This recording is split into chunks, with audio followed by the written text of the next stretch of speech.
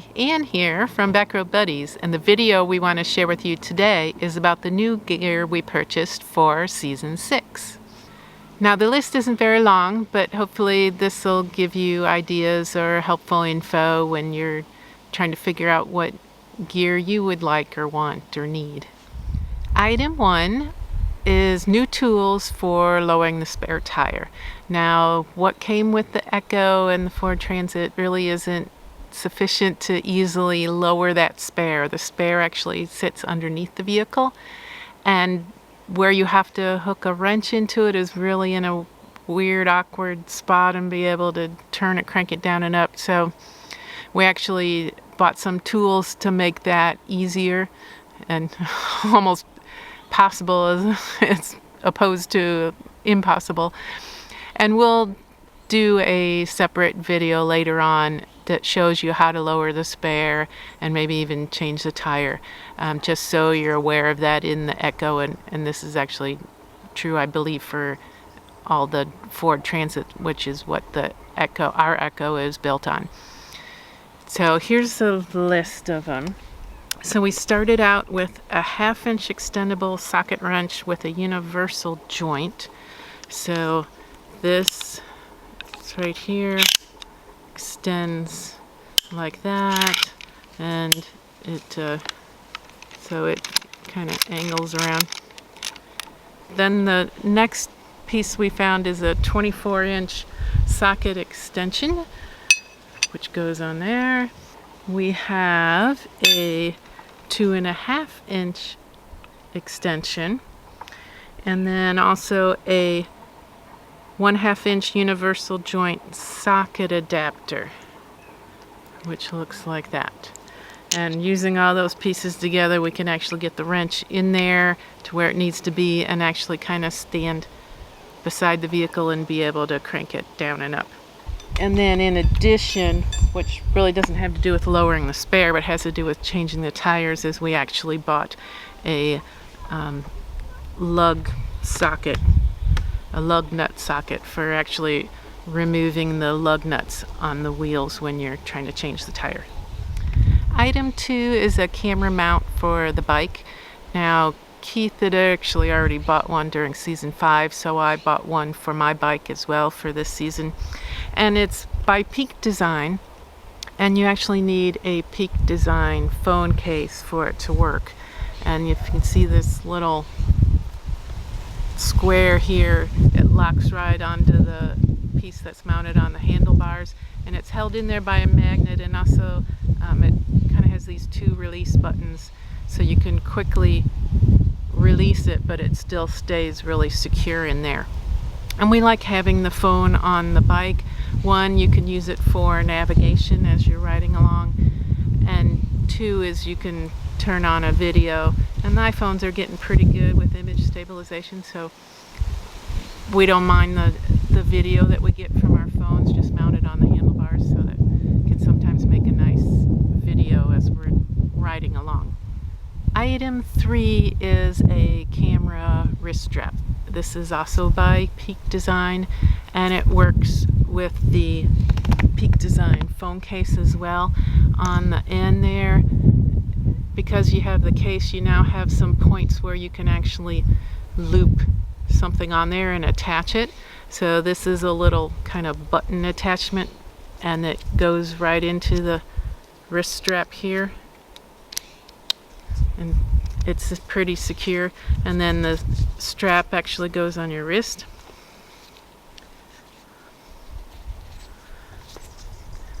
And so if you're taking a video, or you're just checking your phone or something you're on a hike, or you're out on the water on a paddleboard, and you drop it, it's not going to go in the water or off the side of a cliff. I originally bought this to use with the paddleboard. What I had before were these floating pouches that you put your phone in, and then you could still use the touch screen through the pouch, and you could still take pictures and video through the pouch. But I found, for one, because of glare, it was hard to read the screen and use the buttons, and then you'd sometimes get some glare in the photos or videos taking it through the pouch. So I wasn't real happy with that setup, so I was trying to look for something else. So I tried this out with the paddleboard. I actually, don't like to trust too much of just one strap, because when on your paddleboard, if the phone goes in the water, it's going to the bottom and you're not getting it. So I actually attached 2 camera floats as well to it now that I have attach points on my phone. And it seemed to work all right, except that when I was paddling, the phone would bang up against the paddle. And so it wasn't ideal. So I actually switched from the camera strap, used the 2 camera floats, and then with another strap attached it to my life vest. And that actually worked out better. So on the paddleboard, I'm actually not using the wrist strap, but I'm keeping the wrist strap for basically hiking, or if I'm going out on a boat and just want that little extra protection. I haven't used it a whole lot that way, but I think next year I will. We're going to Europe and we're going to be doing the Tour de Mont Blanc, so there's going to be a lot of hiking, and I'm not taking my GoPro, which is normally what I shoot video when we're hiking, and so I will be using the phone probably quite a bit for video as we're walking along a trail. And the last thing I want to do is drop my phone over the side of a cliff. So I'll probably use it there, but I'll let you know how that goes. But it is a really nice design, like most of Peak Design's products. Item 4 is a new iced tea pitcher. Now, I drink a lot of iced tea, so I always have a pitcher of iced tea in the fridge, so I don't have to use a whole lot of ice. It's always cold, it's always there. I'm constantly making more iced tea. And in the past, I've used plastic pitchers, but they seem to stain and really hard to clean. And so I switched to glass for a while, but it's heavy.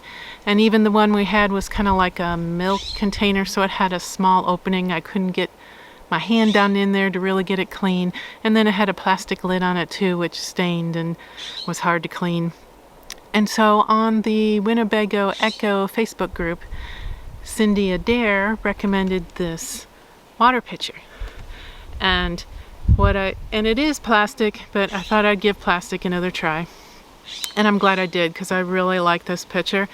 It's all smooth, so there's no little crevices for things to build up in, and it's real easy to clean. I can get my hand in there, this lid pops off, and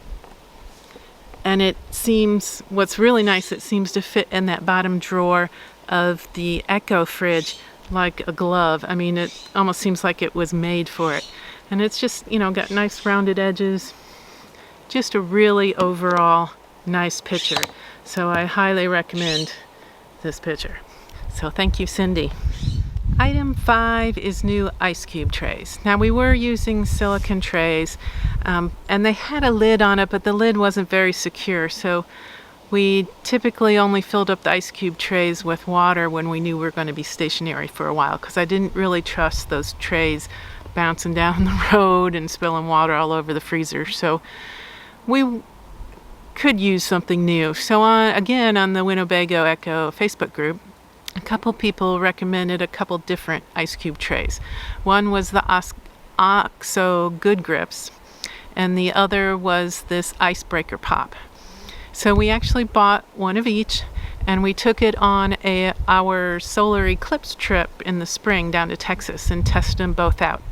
Now, the OXO Good Grips, it seemed to work pretty well, seemed pretty secure, but they were really large ice cubes, and there's only 6 of them in the tray.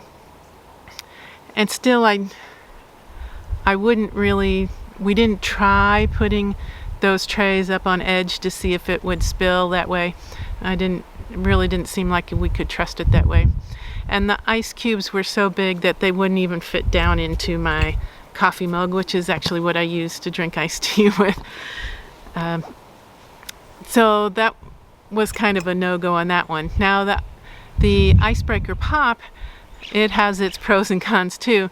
What I really like about it is that you can fill it up and close it off and put it in the freezer in any orientation. Up on edge, it's just not going to spill because it is all sealed in there well.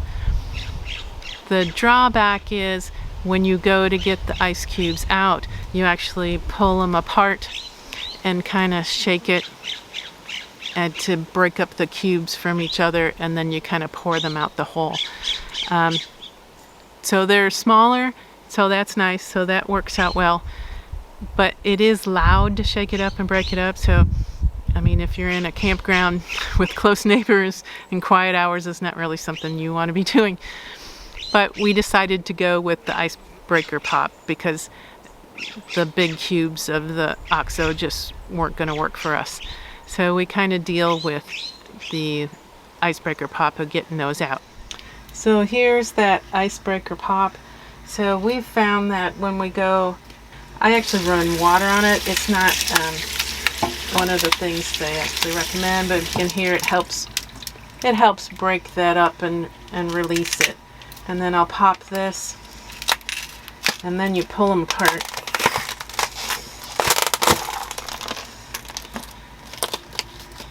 Put that in.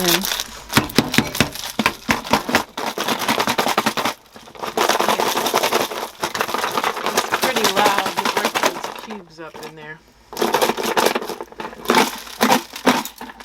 And actually it didn't work very well this time. So that is an issue.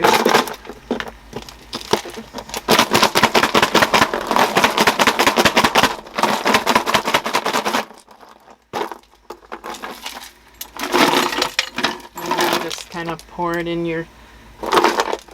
Now that's what they advertise is, you're not touching your ice cubes, so it keeps them clean. But normally if I'm making a drink, my hands are going to be clean, so that's not really a pro for us. I mean, it doesn't really matter. But that's the one we went with, and what we really like is we can, again, we have such a small freezer, and we try to cram so much in there. Being able to put this on edge any old which way that we can kind of shove everything in there, and we have 2 of these in there. So that's what we went with. Item 6 is Topo Pursuit Trail Runners. Now before I got in the Topos, I was using Ultra Lone Peak, and I was for the most part happy with them. So when we got back from season 5, I bought a new pair. And I was wearing them not quite every day, but pretty much in my everyday shoe, even when we were at home and not hiking. And so that was in the fall. Come like January, February, the Ultras had already worn out. So I don't know if you can see that in the heel. I was wearing holes. This was kind of coming off in the back. Tread was wearing a little bit, and so I had heard some people complaining about Ultra's quality not lasting as long as it used to, and they were actually recommending Topo. So I bought a pair of Topo. Keith actually bought a pair too, but he didn't like the way they fit. I mean, they are still a really wide toe box, and I have a really wide fat foot, so I really like the toe box, and it is a 0 drop shoe, trail running shoe.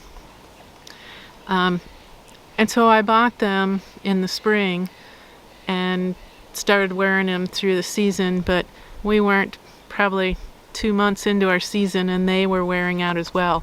And they were getting the worn heel, but more amazingly, because it seemed like a really more rugged tread, is the tread's wearing off of them. So I'm really not happy with either one, so I'm not quite sure what I'm going to do at this point. Right now luckily I brought the Ultras with me, so I'm just alternating between the Ultras and the Topos, and hopefully I can get them to last the rest of the season. Now, we don't always hike in our trail runners. If it's a short trail or it's easy terrain, we'll hike in our trail runners.